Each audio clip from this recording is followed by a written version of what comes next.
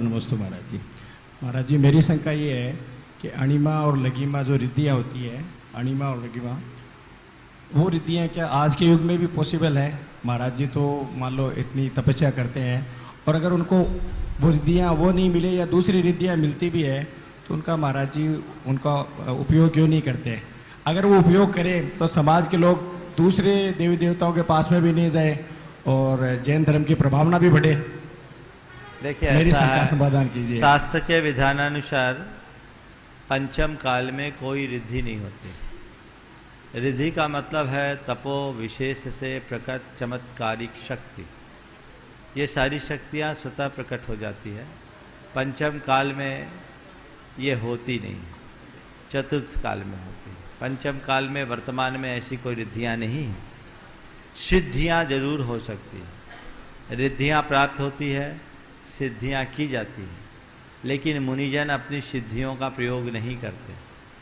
प्रयोग करने में भी उन्हें दोष लगता है, इसलिए वो उनका प्रयोग नहीं करते हैं। पर उनके पुण्य का प्रताप कुछ ऐसा होता है कि बिना किसी प्रयोग के ही लोक का सारा काम हो जाता है। मैं आपको एक घटना सुनाता हूँ। सन 1987 में गुरुदेव के सानिध्य में नैनागिरी में पंचकल्याणक गजरथ प्रतिष्ठा महोत्सव होना था।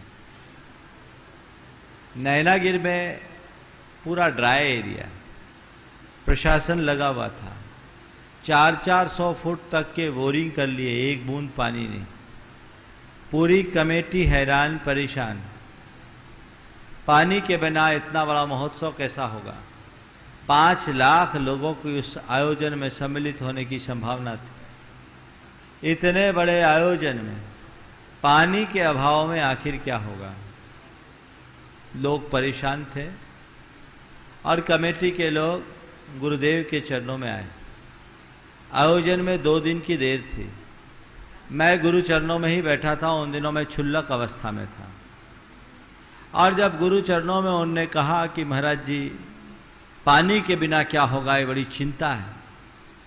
गुरुदेव ने बहुत सहजता से कहा, चिंता मत करो, प्राणी अपने साथ खुद पानी लेकर आएगा।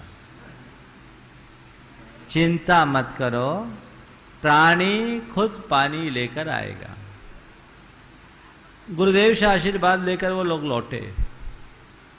रास्ते में उनके मन में आया कि एक नाला के किनारे बोरिंग कर रहे थे, जो 35 फीट के बाद दलदल निकल जाने के कारण, दलदल आ जाने के कारण रोक दिया था। चलो उस पर पंप चलाकर देखते हैं। उस 35 फीट के बोर में उनने पंप चलाया और प्रति घंटा 5000 गैलन पानी उस छोटे से बोर ने दिया। और एक छोटे से बोर ने इस पूरे महोत्सव को पानी पिला दिया। 5 लाख से ज्यादा लोग उस महोत्सव में सम्मिलित हुए। गुरुदेव के द्वारा उसी महोत्सव में पहली आर्यिका दीक्षा दी गई थी 10 फरवरी 1987 को। आर्यिका गुरुमती, दृढ़मती आदि 11 आर्यिकाएं थी और बहुत बड़ा महोत्सव था। उस छोटे से बोर ने सबको पानी पिला दिया। महोत्सव के समापन के बाद 10-20 हजार लोग बैठे थे, रुके थे। दूसरे दिन तक पानी मिला और तीसरे दिन जब मोटर चलाया वहाँ कोई पानी नहीं निकला। लोगों ने पूछा पानी का क्या हुआ? बोले जो पानी लाया था वो पानी ले गया, जिसके लिए पानी आया था उसका पानी हो गया। ये गुरुजी ने कोई मंत्र तंत्र से किया, ऐसा नहीं। महान आत्माओं के पुण्य के प्रताप से स्वतः सारी अनुकूलताएं प्रकट हो जाती है। मैं दूसरी घटना सुनाता हूं। 1994 में संघ अमरकंटक में था। अमरकंटक में जो अपना सर्वोदय क्षेत्र बन रहा है वो भूतल से 120 फीट हाइट पे है। वहाँ की रोड से 120 फीट की हाइट है अपनी। ऐसे ही वो समुद्र लेवल से 3600 फुट ऊंचा है, हिल स्टेशन है। और पूरी बॉक्साइट की खान वहां नीचे कुआं से पानी आता था जिसमें 80 हाथ रस्सी लगता था। पर कुआं के बिना क्षेत्र कैसे होगा? कमेटी कुआं खुदवा रही थी।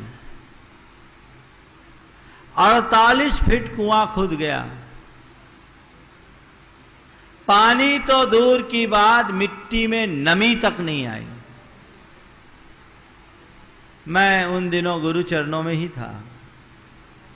वहां के संस्थापक अध्यक्ष थे उदय चंद जी।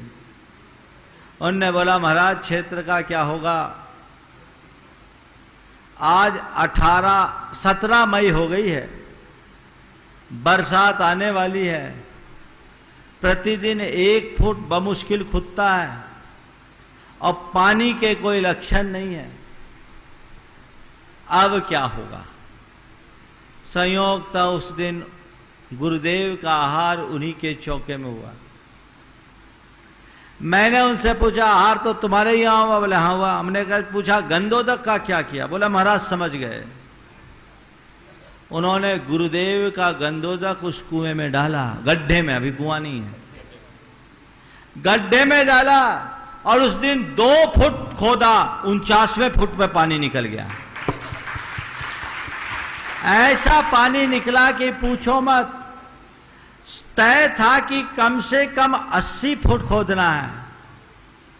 62 फुट पर ब्रेक लगाना पड़ा, कुआं ही नहीं खोद पाए।